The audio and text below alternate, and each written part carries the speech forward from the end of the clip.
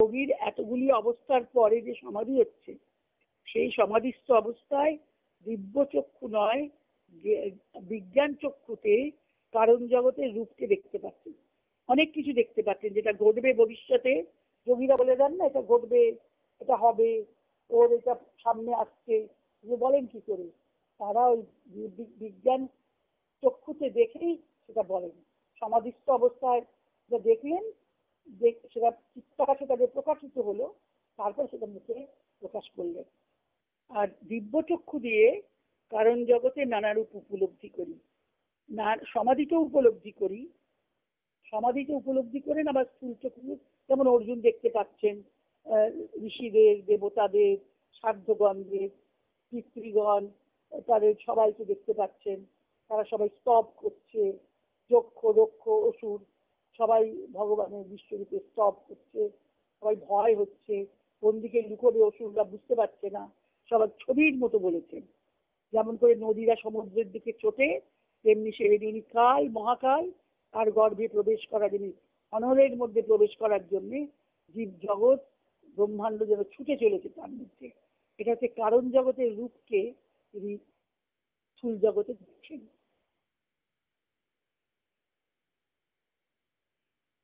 যাহা স্থূল ইন্দ্রিয়ের অগোচর, তাহা যদি ইন্দ্রিয় গোচর হয়, ইহাকে দিব্য চক্ষুর প্রভাব বুঝিতে হয়। আমরা চোখ দিয়ে দেখা, কান দিয়ে শোনা, নাক দিয়ে গন্ধ নেওয়া ইত্যাদি, এই যে স্থূল ইন্দ্রিয় গোচর, যেটা আমাদের স্থূল ইন্দ্রিয়ের যা বিষয়গুলো জানতে পারি, স্থূল ইন্দ্রিয়ের দ্বারা জানতে পারছি, কিন্তু যেটা স্থূল ইন্দ্রিয় দ্বারা জানতে পারি না, অগোচর, চোখ দিয়ে দেখা যায় না, কান দিয়ে শোনা যায় না, নাকে গন্ধ নেই, শব্দ, নাক দিয়ে ঘ্রাণ নেওয়া যায় না, স্পর্শ নেওয়া যায় না, তাহলে সেই যে স্থূল ইন্দ্রিয়ের যারা, যিনি অগোচর, যে নাম রূপ, সেই অগোচর যদি ইন্দ্রিয় গোচর হয়, ইহাকে দিব্য চক্ষুর প্রভাব বুঝিতে হয়। অর্জুনের দিব্য চক্ষুর প্রভাব বুঝতে পারছি কি করে? যে স্থূল ইন্দ্রিয়ের যারা অগোচর, স্থূল ইন্দ্রিয় যেটা আমরা দেবতাদের, ঋষিদের, সাধ্যগণকে, বসুগণকে, পিতৃগণকে, অর্জমাগণকে আমি তো দেখতে পাচ্ছি না। মাতৃগণ, পিতৃগণ যতজন আছেন, স্থূল ইন্দ্রিয়তে দেখা যায় না, তখন তিনি দেখতে পাচ্ছেন বিশ্বরূপের মধ্যে। তার মানে তিনি স্থূল ইন্দ্রিয়ের অগোচর যা, তা তার গোচরে আসছে, তার মানে তিনি দিব্য চক্ষু দিয়ে দেখছেন সেটা। অর্জুন দিব্য চক্ষু প্রভাবে জাগ্রত অবস্থায় ভগবানের কারণান্তর্গত বিশ্বরূপ দেখিয়া সন্দেহ মুক্ত হইলেন। তখন তার ভগবানের, কৃষ্ণের যে ভগবত্তা সম্পর্কে সন্দেহ ছিল, সেটা তিনি মুক্ত হলেন।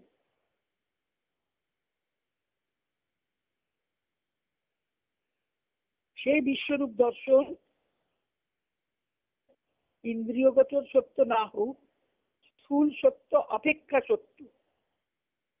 স্থূল জগতের ইন্দ্রিয়গোচর সত্য নয় বিশ্বরূপ, কিন্তু স্থূল সত্য অপেক্ষা সত্য, কল্পনার অসত্য বা উপমা নয়।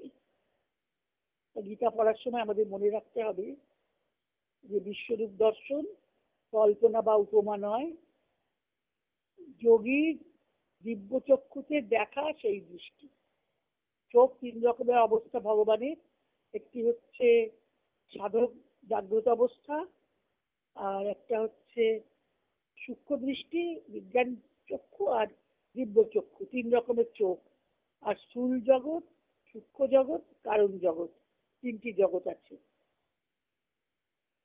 তাহলে বিশ্বরূপ কারণ জগতের অন্তর্গত নাম রূপ। তাদেরকে সবাইকে দেখছেন অর্জুন কিসের দ্বারা? না, দিব্য চক্ষুর দ্বারা। দিব্য চক্ষু দিয়ে তিনি দেখছেন, এটা দিব্য চক্ষুর প্রভাব। তার মানে বিজ্ঞান চক্ষু দিয়ে সমাধিতে প্রতিরূপকে, সমস্ত কারণ জগতের নাম রূপকে, সাংকেতিক চিহ্ন সমূহকে দেখা যায়। সম্পূর্ণ রূপ নয়, মানে একটি কি বলবো, সাংকেতিক মানে প্রতীক রূপে দেখা যায়। চিত্তাকাশে দেখি।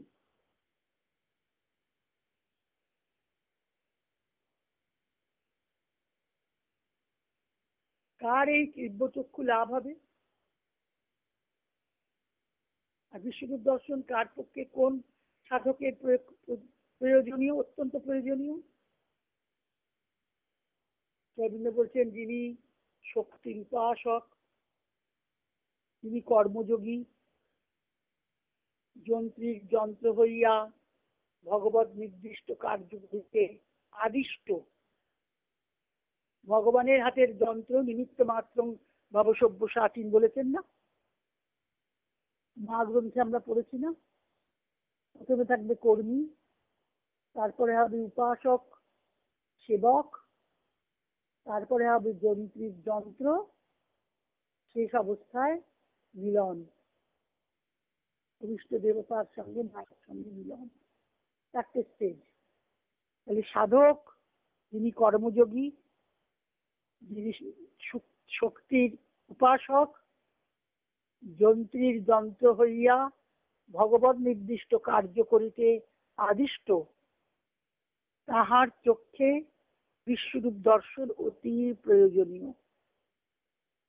তাহার চক্ষে বিশ্বরূপ দর্শন অতি প্রয়োজনীয়। যে ভাববে আমি নিজে নিজে করছি, আমি কর্তা, অহং বুদ্ধিতে যে কর্ম করছে, তার পক্ষে বিশ্বরূপ দর্শন প্রয়োজনীয় নয়।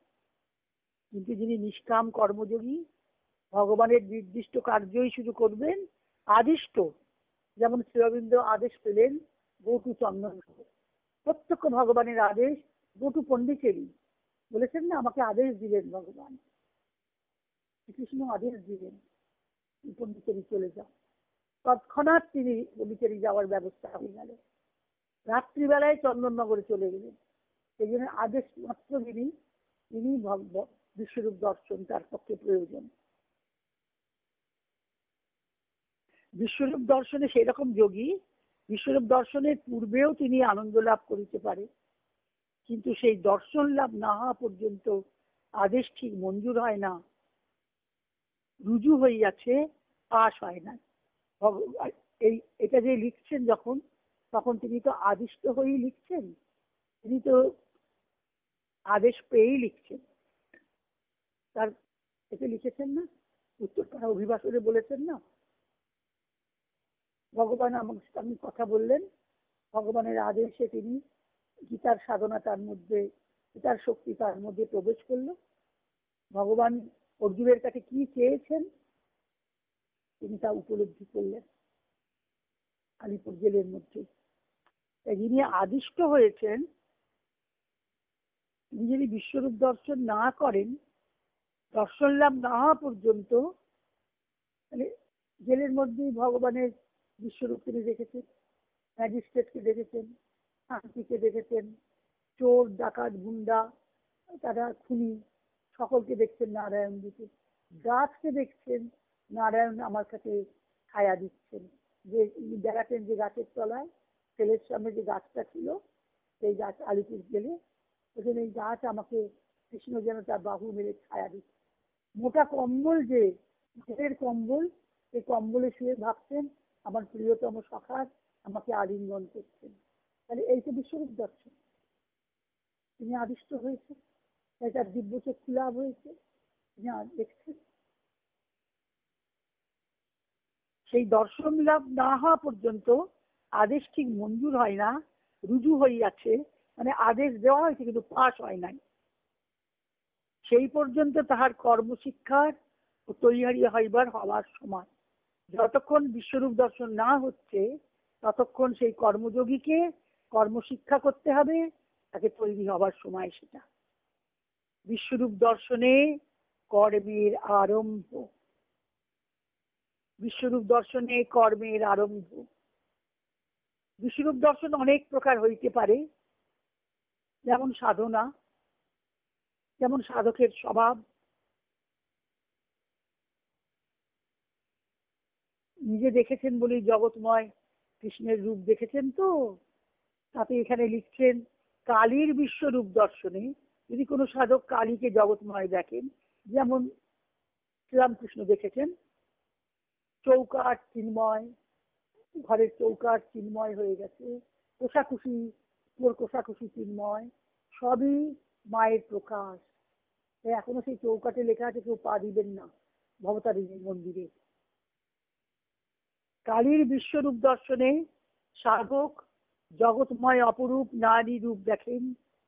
সে এক অথচ অগরণ দেহযুক্ত, সর্বত্র সেই নিবিড় তিমির প্রসারক ঘন কৃষ্ণ কুন্তল রাশি আকাশ ছাইয়া রইয়াছে। সর্বত্র সেই রক্তাক্ত খড়গের আভা ধারণ করিয়া, খড়গের আভা ঝলসিয়া নৃত্য করিতেছে। জগৎময় সেই ভীষণ অট্টহাসির স্রোত বিশ্ব ব্রহ্মাণ্ড চূর্ণ বিচূর্ণ করিতেছে। এই সকল কথা কবির কল্পনা নহে, অতি প্রাকৃত উপলব্ধিকে অসম্পূর্ণ মানব ভাষায় বর্ণনা করিবার বিফল চেষ্টা নহে। এই যে কালীর ভয়ঙ্কর রূপের কথা লিখলেন, এখানে নিবেদিতার সঙ্গে যখন তার সুরাটে দেখা হলো, নিবেদিতা তার কালীর মাদার পরে খুব মুগ্ধ হয়েছিলেন শ্রী অরবিন্দ। নিবেদিতা তো কালীর উপাসক, শক্তির উপাসক। কালী করালি নৃত্য করতে, অট্টহাস্যে জগৎকে ধ্বংস করছেন, আবার সৃষ্টি করছেন। এই করাল রূপটা দেখে পড়েছেন কালীর মাদারে, আমরা পড়লে বুঝতে পারি কি অপূর্ব। সত্য বই লেখা, নিবেদিতা সেই কথাটা পড়েছেন। সর্বত্র সেই রক্তাক্ত খড়গের আভা নয়ন জলসিয়া নৃত্য করিতেছে। জগৎময় সেই ভীষণ অট্টহাসির স্রোত বিশ্ব ব্রহ্মাণ্ড চূর্ণ বিচূর্ণ করিতেছে। এই সকল কথা কবির কল্পনা নহে, অতি প্রাকৃত উপলব্ধিকে অসম্পূর্ণ মানব ভাষায় বর্ণনা করিতে বিফল চেষ্টা নহে। ইহা কালীর আত্মপ্রকাশ, ইহা আমাদের মায়ের প্রকৃত রূপ, যাহা দিব্য চক্ষুতে দেখা হইয়াছে। শ্রী অরবিন্দ দুর্গা স্তোত্র বললে বোঝা যায় দিব্য চক্ষুতে তিনি কেমন ভাবে মাকে রেখেছেন, পরের দিন আমরা পড়ব। তাহার অনতিরঞ্জিত সরল সত্য বর্ণনা, দিব্য চক্ষুতে যা দেখেছেন, তাই কালীর সেই রূপের সরল সত্য বর্ণনা। অর্জুন কালীর বিশ্বরূপ দেখেন নাই, দেখিয়াছিলেন কাল রূপী শ্রীকৃষ্ণের সংহারক বিশ্বরূপ। একই কথা, দিব্য চক্ষুতে দেখিলেন, বাহ্যজ্ঞানহীন সমাধিতে নহে। যখন সমাধি হয় তখন বাহ্যজ্ঞান থাকে না। যেমন শ্রীরামকৃষ্ণের সমাধির সময় পরীক্ষা করে দেখেছিলেন না, তার হাত চলছে কিনা, দাঁড়িয়ে আছে কিনা, ডাক্তার পরীক্ষা করেছিল। শ্বাস পড়ছে কিনা, তুলো দিয়ে নাকের সামনে দেখতেন শ্বাস পড়ছে কিনা। তাই বাহ্যজ্ঞানহীন সমাধি নয়, তখন বিজ্ঞান চক্ষু নয়। সমাধিতে বিজ্ঞান চক্ষু দিয়ে দেখা যায়, চিত্তাকাশে দেখা যায়। আর বাস্তবের জগতে যেটা দেখা যাচ্ছে দিব্য চক্ষু দিয়ে দেখলেন। যাহা দেখিলেন ব্যাসদেব তাহার অবিকল অনতিরঞ্জিত বর্ণনা করিলেন। স্বপ্ন নহে, কল্পনা নহে, সত্য, জাগ্রত সত্য।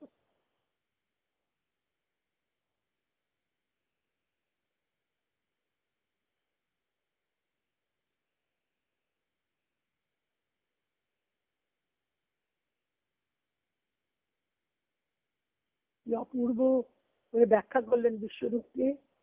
ভগবান নিজে তাকে রূপটা দেখিয়েছেন বলেই তো বিশ্বরূপটাকে দর্শন করিয়েছেন দিব্য চক্ষু দিয়ে। বুঝতে পারছি যে ভগবানের যে কথা, অর্জুনের যে জ্ঞান, যখন গীতার উপদেশ জ্ঞানের সমষ্টি, অর্জুনের দ্বিধা সংশয় দূর করার জন্যে। কিন্তু ওই জ্ঞানের দ্বারা তার দ্বিধা সংশয় থেকে তিনি মুক্ত হননি। যখন তিনি বিশ্বরূপ দেখেছেন, যখন তার দিব্য চক্ষুর উন্মোচন হয়েছে ভগবানেরই কৃপাকে,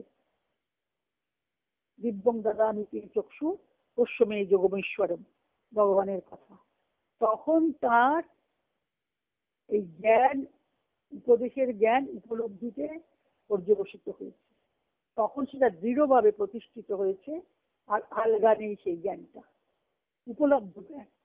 অর্থাৎ সবটি শ্রী অরবিন্দ নিজের কথা দিয়েই বলছেন, অর্জুনের দিকে আমরা বুঝতে পারছি তিনি প্রকারান্তরে নিজের কথাই বলছেন, নিজে কিভাবে দিব্য চক্ষুতে সর্বভূতে বাসুদেব আমরা বুঝতে পারছি। তাই জন্যই তো তার 4 লাইনের লেখাটি এত সুন্দর। নহি আমি জ্ঞানী, আমি অনেকবার বলেছি এটা, সবসময় আমি এটা বলি, নহি আমি জ্ঞানী, নহি আমি ভক্ত, নহি আমি কর্মী ভগবানের, তবে আমি কি? ভগবানের হাতের যন্ত্র মাত্র, সেই দিব্য রাখাল বালকের বংশীর ধ্বনি, তার নিঃশ্বাসবাহী একটি পত্রক। সেই দিব্য রাখাল বালকের বংশীর ধ্বনি, তার নিঃশ্বাসবাহী একটি পত্রক। নিজেকে কত দিন রূপে বলছেন, তার নিঃশ্বাস পড়ে যে পাতায় আমি সেই একটা পাতা, আর বাঁশির ধ্বনিটা আমি, বাঁশিটা আমি না, ভগবানের হাতের যন্ত্র, সেই দিব্য রাখাল বালকের বংশীর ধ্বনি। বংশীর ধ্বনিতে জগৎ আনন্দে পরিপ্লাবিত হয়ে যায়, সর্বজগতে আনন্দের সঞ্চার করেন বাঁশির সুরে। ইতর রাগ বিস্মারণং নাম, সেই বাঁশির সুর ইতর রাগকে ভুলিয়ে দেয়। গোপী গীত বলেছেন গোপীরা, অন্য যে আকর্ষণ, অন্য যে আকর্ষণ আসক্তি ভালোবাসা সব ভুল হয়ে যায়, ভুলে যায়, বিস্মৃত হয়ে যায়। এই বাঁশির সুরেই আনন্দে পরিপ্লাবিত জগতে সে বিচরণ করে। তাহলে এটা ধ্বনিটা আসছে কোথা থেকে? ধ্বনি আসছে কারণ জগৎ থেকে। কারণ জগৎ থেকে এই জগতে মুক্ত হচ্ছে, প্রকাশিত হচ্ছে, জাগ্রতে প্রকাশিত হচ্ছে। তার মানে যিনি শুনছেন, তিনি সমাধিতে বাহ্য জ্ঞান শূন্য হননি, তিনি দিব্য চক্ষু, দিব্য কর্ণ লাভ করেছেন। দিব্য কর্ণের দ্বারা যেমন দিব্য চক্ষু লাভে দর্শন হয়, দিব্য কর্ণের দ্বারা শ্রবণ তো হবে, সবই তো দিব্য হবে। তাই দিব্য কর্ণ লাভ করে তিনি শ্রবণ করছেন। কিন্তু সেটি কারণ জগতেরই নেই, স্থূল জগতে তো আমরা প্রবাসী শুনতে পাই। যিনি পান স্থূল জগতে, তিনি সেই ভগবানের, সেই এটা অতিপ্রাকৃত নয়, সত্য। আমাদের প্রকৃত সত্তা যে কারণ জগতের মধ্যে আছে, এই জগতে তার প্রতিরূপ। আমি কি? নহি আমি জ্ঞানী, নহি আমি ভক্ত, নহি আমি কর্মী ভগবানের, তবে আমি কি? নিজেকে প্রশ্ন হবে না, আমি তাহলে কি? ভগবানের হাতের যন্ত্র মাত্র।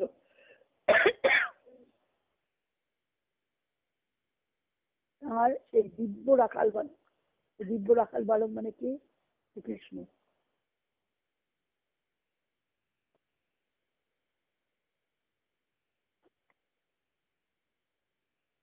বংশীধ্বনি শুনেছেন বলেই তো সেটা লেখায় প্রকাশ পাচ্ছে। কৃষ্ণ আর কালী, এই তো বলছেন আমার যোগপথে তারা গুরু, তার চিঠিপত্রের মধ্যে আছে। কালীর সংহারক রূপ দেখেননি, মহাকাল রূপ, কাল রূপ শ্রীকৃষ্ণের বিশ্বরূপ দেখেছেন।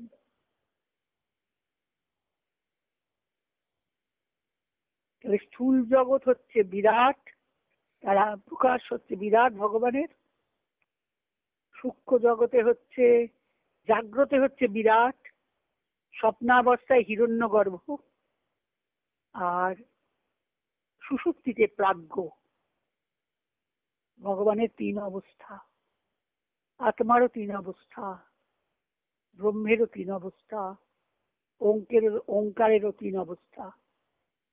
অ উ ম, ওম। তাই জাগ্রত অবস্থা হচ্ছে অ, উ হচ্ছে স্বপ্ন, ম হচ্ছে সুষুপ্তি। এটা 3টে জগৎ। আর চন্দ্রবিন্দু হচ্ছে তুরীয় জগৎ, চতুর্থ। নাদ বিন্দু কলাতীতম, সমস্ত নাদের অতীত, সব কলার অতীত ওই বিন্দুটি। ওঙ্কারও চতুষ্পাদ, ব্রহ্ম চতুষ্পাদ, আত্মাও চতুষ্পাদ। কিন্তু বলছেন 3 পাদই অমৃত, অমৃতস্য দেবী কৃপাদ, এক পাদ এই জগতে আছে। চেতনাতে এই অবস্থাতে আছেন। আমরা যে জাগ্রতে যখন জেগে থাকি, আমাদের চেতনা যে অবস্থায় থাকে, সেও তো একটা মেশামিশি থাকে, প্রাণ দেহ প্রাণ মনের মেশামিশি, সবটা তো সূক্ষ্ম নয়। কিন্তু এটা জানতে হবে, আমরা যখন কোনো আমাদের ভিশন দেখি, কোনো একটা দর্শন হয়, কোনো দেব দর্শন হয়, বা কোনো একটা অনুভূতি হয়, সেটা কিন্তু ওই কারণ জগতের প্রতিচ্ছায়া সূক্ষ্ম জগতে পড়ে, সূক্ষ্ম জগতে এসে আমার কাছে রূপটা ধরে। এরকম হচ্ছে, কখনো কখনো হয় এটা প্রতিচ্ছায়া। স্থূল জগতে হচ্ছে কারণ জগতের প্রতিচ্ছায়া, প্রতিভাস।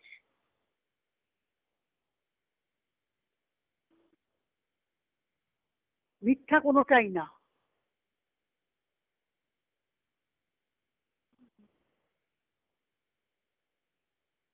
এদিন উপনিষদ বলছেন না, উপনিষদ বলছেন যে ব্রহ্ম থেকেই সব এসেছে ঠিকই, আর এই উপাদানও তিনি, নিমিত্ত কারণও তিনি। এই যে সৃষ্টি করলেন, অসংখ্য কোটি ব্রহ্মাণ্ড সৃষ্টি করলেন, সেই ব্রহ্মাণ্ড নিজের থেকেই সৃষ্টি করলেন, প্রকাশ করলেন। সেই অব্যয় বিরাট পুরুষ, চিরন্তন নির্বিকার, নিজেকে দিয়েই সৃষ্টি করলেন। তদেব সৃষ্টা অনুপ্রাবিশৎ, ইত্যাদি উপনিষদ বলছে। সৃষ্টি করলেন, ওই তার মধ্যে তিনি প্রবেশ করলেন। তিনি জ্বর হলেন, তিনি প্রাণ হলেন, তিনি মন হলেন, তিনি মনের অতীত অবস্থা হলেন, তিনি সব হলেন। কেন হলেন? সেই অভিজ্ঞতাগুলি অর্জন করবেন বলে।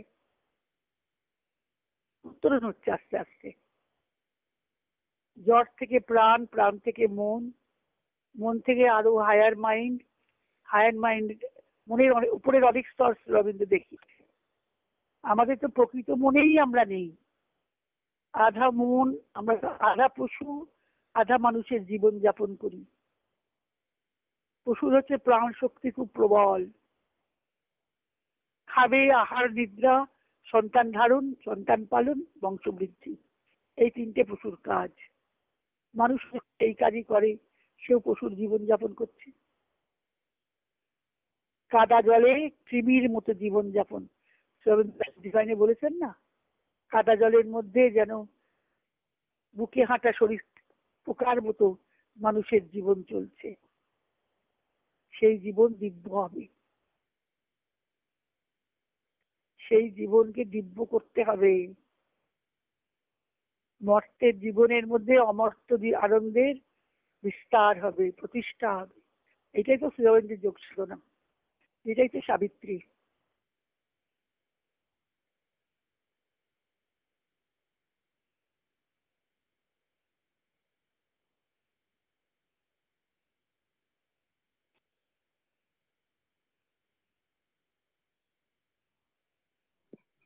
আমাদের হতে হবে, এটা আমি সবসময় জানছি, জানা নয়, হওয়া। অনেক জানা হয়েছে, অনেক লেখা হয়েছে, অনেক পড়া হয়েছে। এখন ভগবান হতে হবে, আমার গুরুদেব তাই হতেন। এখন ভগবান হতে হবে, সেইটা মানুষের নির্দিষ্ট বিধি, নির্দিষ্ট নিয়তি। মানুষকে এই নিয়তিকে জয় করতে হবে। নিয়তি একমাত্র বিধান নয়, শেষ পরিণাম নয়, মৃত্যুই শেষ নয়। সাবিত্রী সত্যবানের যে আমার জেনে দেখেছি,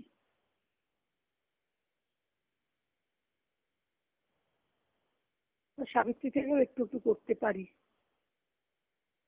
সাবিত্রী না পড়লে তো হয় না।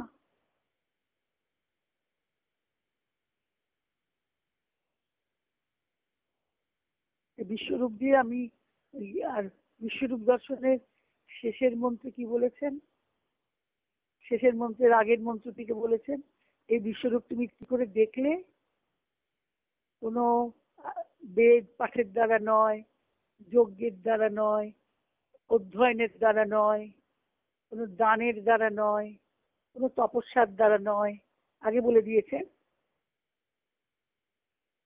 ন দানেন ন যজ্ঞের ন তপোভির ক্রিয়াভির উগ্রই। কোনো তপস্যা, কোনো উগ্র কৃচ্ছ সাধনের দ্বারা তুমি দেখোনি, তাহলে কিভাবে দেখতে পেলে? এটিই মূল কথা, সারার্থ। ভক্তিয়াতু অনন্যয়া আসক্ত অহমেবং বিধর্জুন। তুমি অনন্যা ভক্তির দ্বারাই তুমি এই রূপ দেখতে পেয়েছো। তাহলে ভগবান কিরকম করে কত ভালোবেসে বলছেন যে তোমার পক্ষে অসম্ভব নয়। আমরা যে কারো দিব্যচক্ষু লাভ করব, তার জন্য আমাদের কি দরকার? ভক্তিয়াতু অনন্যয়া আসক্ত, অনন্যা ভক্তির দ্বারাই তুমি এটাতে সমর্থ হয়েছো। কিসে সমর্থ হয়েছো? জ্ঞাতুম জানতে, দ্রষ্টুম দেখতে, প্রবেষ্টুম চ পরন্তপ। তুমি তত্ত্বকে দেখতে পেরে, জানতে পেরেছো। জ্ঞাতুম দ্রষ্টুম চ তত্ত্বেন প্রবেষ্টুম চ পরন্তপ। সব তুমুল প্রত্যয় দিয়েছেন, যেমন টু বলি আমরা, to see, to work, to go, infinitive. তার জন্যে আমাকে তত্ত্বের দ্বারা, তত্ত্বেন জ্ঞাতুম জানতে পেরেছো, তত্ত্বেন প্রবেষ্টুম প্রবেশ করতে পেরেছো, তত্ত্বের দ্বারা দেখতে পেয়েছো। জ্ঞাতুম দ্রষ্টুম চ তত্ত্বেন প্রবেষ্টুম চ পরন্তপ। এটা অনন্যা ভক্তির দ্বারা পেয়েছো। আবার প্রশ্ন হবে, অনন্যা ভক্তি কি?